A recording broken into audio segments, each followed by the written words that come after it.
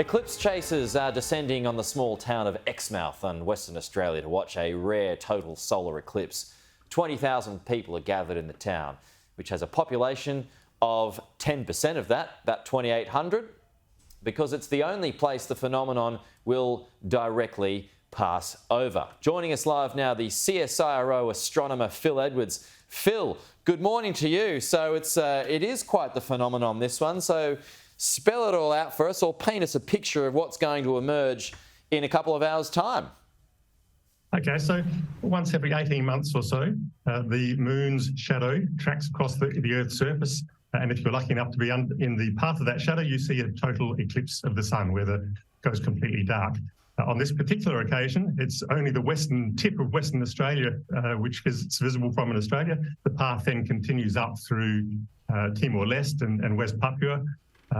But it's everyone has descended from all around the world on Exmouth for this 54 seconds of complete darkness during the eclipse. 54 seconds. So I mean, that's a pretty cool thing. So it happens in the middle of the day, and what essentially in Exmouth anyway, it just goes dark for 54 seconds.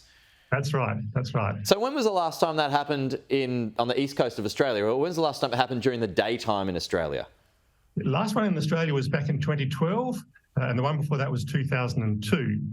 But we're lucky because in the next 15 years, there will be 4 total eclipses visible from parts of Australia. Yeah. And the one in July 2028, the path of totality will pass right across Sydney.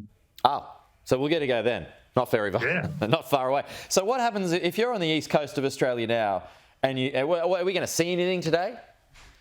Yeah, we're in Sydney or Melbourne, only about 10% of the sun's disk is blocked by the moon. And so if you were outside and it was a sunny day, you probably wouldn't even notice it.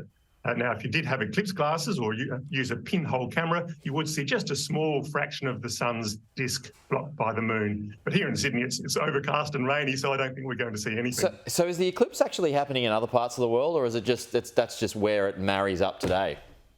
Yeah, the moon's shadow is only about 50 kilometres wide, and so the path of totality, where the sun is completely blocked, is very narrow, quite long but very narrow.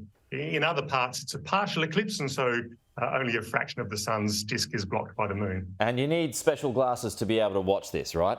Never look directly at the sun, even during an eclipse. So yes, special eclipse glasses, or use a pinhole camera and project the sun onto the ground or onto a piece of paper. All right. What are you going to be doing today, Phil? Well, it will be live streamed.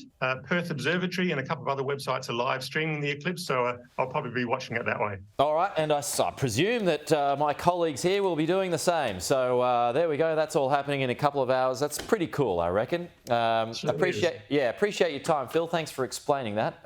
I look forward to watching that on Sky News later on.